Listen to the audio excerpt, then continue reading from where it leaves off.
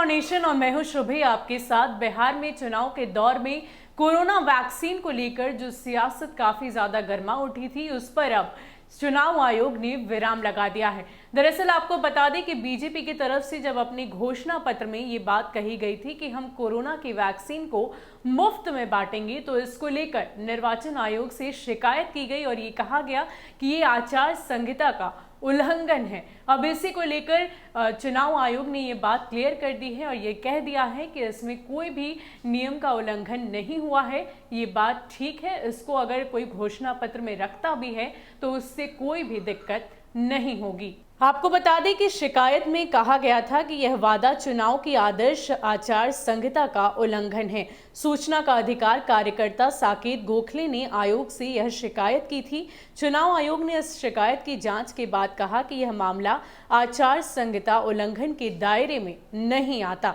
निर्वाचन आयोग ने अपने जवाब में कहा कि चुनाव घोषणा पत्र में किए गए वादों को लेकर स्पष्ट नियम निर्धारित है।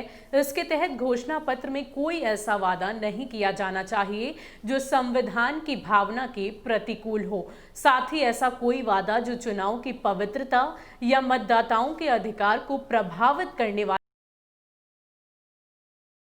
आयोग ने अपने जवाब में कहा कि इन नियमों के आधार पर यह मामला आदर्श आचार संहिता के उल्लंघन का नहीं बनता।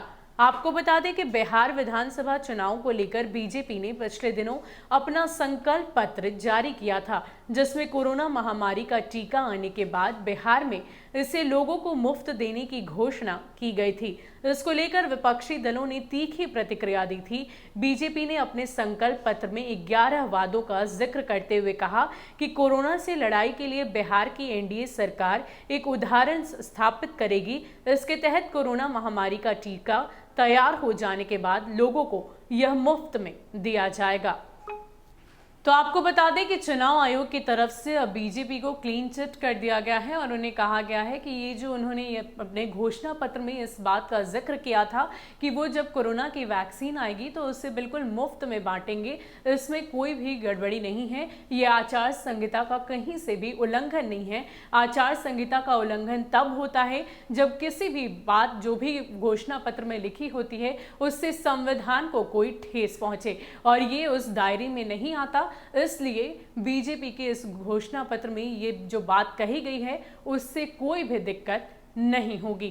फिलहाल के लिए इतना ही। ऐसे ही अपडेट्स के लिए आप हमारे साथ बने रहिए और देखते रहिए न्यूज़ फाउंडेशन। नमस्कार।